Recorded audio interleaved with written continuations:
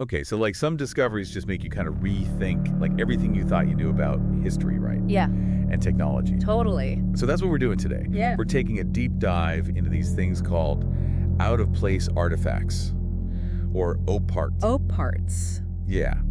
And these are basically objects that are found in places where they shouldn't be, based on like Right. what we understand about history. Yeah, it's like they're from a different timeline almost. Yeah, I told you. Are they too advanced? Way too advanced for the time they were supposedly created. Exactly. We've got some pretty crazy examples for you today. Oh, yeah. All pulled from research and news articles and all that. And we're going to try to just stick to the facts. Okay. We're not going to speculate too much. That's good. We'll just let you, the listener, draw your own conclusions. I like it. So, I was thinking about this the other day. Yeah.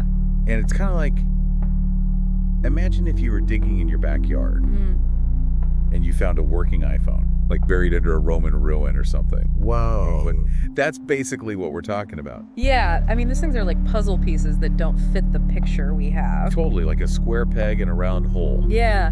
That's a good one. I like that. So where are we starting today? Okay, so let's start with a story from China, Okay. from the Lansing Mountains. Okay. There was this rock hunter, Chilling Wang. Chilling Wang. I know, right? Yeah. He was out searching for some interesting stones, I've heard of these guys. They're like Yeah. really into it. Super into it, yeah. Yeah. And so he finds this like unusual black lump Okay. embedded in solid rock. Hmm. So he's like, okay, this looks kind of cool. Yeah. So he starts chipping away at it. Oh. And guess what? What?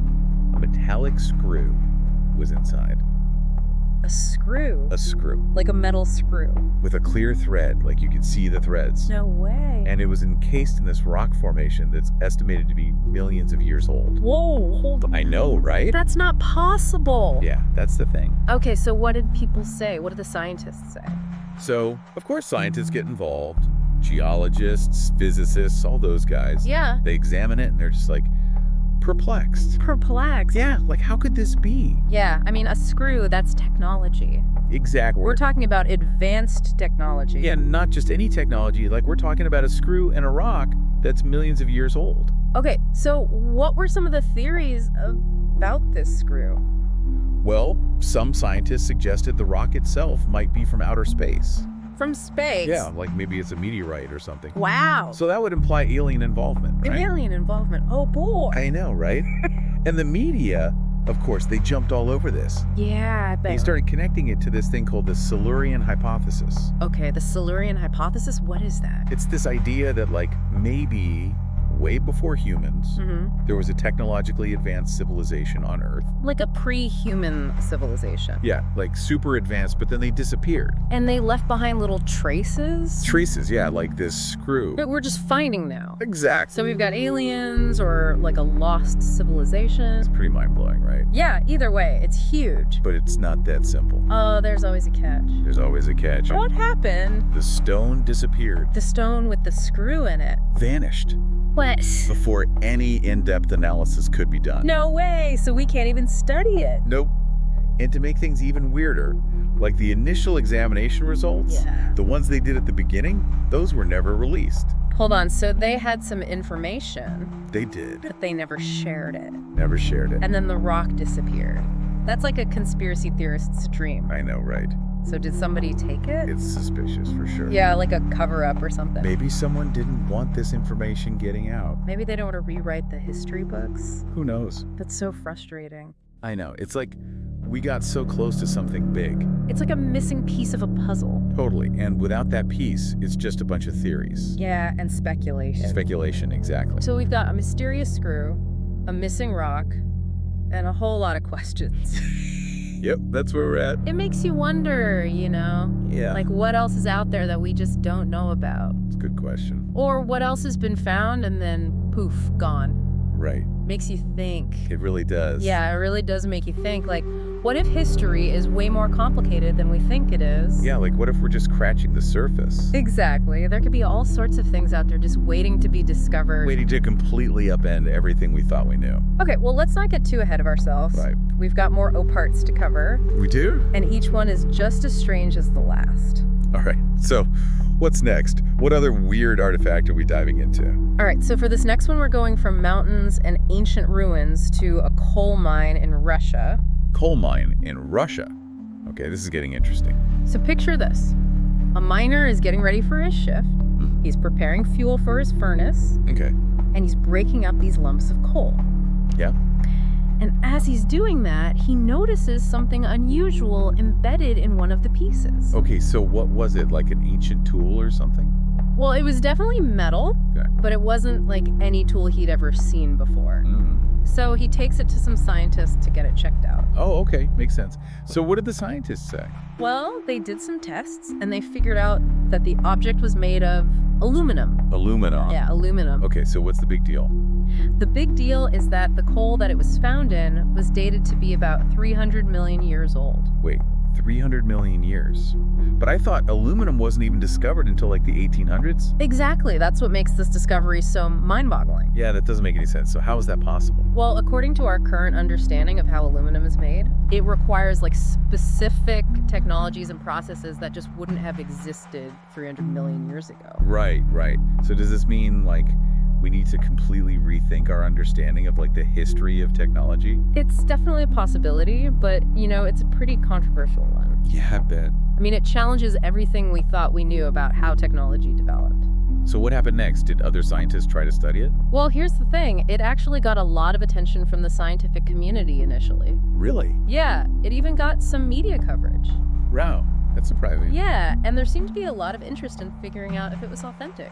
Oh, okay. So what happened? What did they find out? Well, just like that stone with the screw in it, Uh-oh. this aluminum object vanished too. No way it disappeared. Seriously. Seriously, gone without a trace. And like no explanation, no nothing. Nothing, just poof, gone. So what are we supposed to make of that? Is this like a pattern? Are these things being deliberately hidden from us? It's hard to say for sure, but the lack of transparency does make you wonder. Yeah, it's like someone doesn't want us to know about these things. Maybe they're afraid of what it would mean if these objects were proven to be genuine. It would change everything, wouldn't it? It would rewrite history as we know it. And maybe some people aren't ready for that. It's definitely a possibility. It's a lot to process. It is, but it's important to remember What's that? that even though these stories are frustrating, Yeah. they also highlight how much we still don't know about the past. Yeah, that's true. There's so much out there that we haven't discovered yet. Exactly, and who knows what other mind-blowing artifacts are just waiting to be found.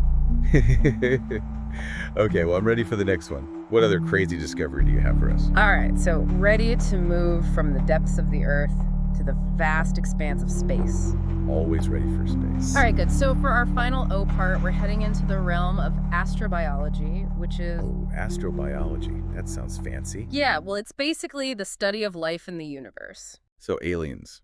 Potentially, but it's a lot broader than just aliens. Okay, I'm intrigued. Let's hear it. All right, so there's this professor, Chandra Wickramasinghe. Yeah. He's a pretty big name in astrobiology. And he was examining a meteorite that landed in Sri Lanka. Okay. And he was using a high-powered electron microscope to get a really good look at it. Makes sense. So what did he find? Well, he found something pretty astonishing. He found a tiny, fossilized plant. A plant. In a meteorite. Embedded right in the rock. Oh, hold on. So like a plant from space? Well, that's what it seemed like. That's crazy. Yeah, and of course, it caused a huge debate in the scientific community. I bet. I mean, that would be a massive discovery. Right. But a lot of scientists were skeptical. Yeah. They thought the meteorite must have been contaminated with earthly plant matter. Like after it landed? Exactly, like maybe it got mixed in with the soil or something. So they thought it wasn't actually a plant from space, just a plant from Earth that got stuck to the meteorite. Exactly. Basically an earthly hitchhiker. Okay, so contamination. So like case closed. Well, not quite. There's a twist. There's always a twist with these O parts. All right, hit me with it. So they found another meteorite. So But this one was completely sealed. sealed? Like no cracks or anything? Nothing, totally airtight. Okay. They found another plant fossil inside. No way. Yeah, a fossilized plant really similar to the one in the first meteorite. So contamination is not really possible with this one, right? Not really, no. It would have to be like a seriously crazy coincidence for both meteorites to be contaminated with the same type of plant. Okay, so what does this mean? Are we talking alien plant life here? Well, it's a possibility, right? Yeah. It definitely raises the question of whether life, at least in plant form, could exist elsewhere in the universe. Wow. It would be a huge discovery if it were true. It would completely change how we view our place in the cosmos. Exactly. It would mean we're not alone. Well, not alone in terms of plants, at least. Right, but it's a start. It's definitely a lot to think about. So we've gone from a screw in a rock to reptilian figures to an aluminum object in coal, and now plant fossils in meteorites. I mean, where does it all lead? It's a wild ride, right? It is. So what are we supposed to make of all this? I mean, we've got these strange objects, missing evidence, conflicting theories. It's a lot to process. It is, but I think the key takeaway here is that there's still so much we don't know about the world, about history, about the universe. Yeah, I guess that's true. We like to think we have it all figured out. But then something like a screw in a million-year-old rock turns up. Exactly, and it throws everything we thought we knew into question. So maybe it's about keeping an open mind, right? Definitely, and about being willing to question our assumptions, even the ones that seem the most solid. And to keep exploring, to keep searching for answers. Absolutely, because who knows what other incredible discoveries are out there waiting to be made. Well, I know one thing. I'm definitely going to be looking at the world a little differently after this deep dive. Me too, me too. And I That's- hope our listeners are too. I hope they're inspired to do their own research, to ask questions, and to never stop exploring the mysteries of the universe. That's what it's all about. Well, on that note, I think we're going to wrap things up for today. But keep those thinking caps on, and remember, there's always more to discover. Until next time.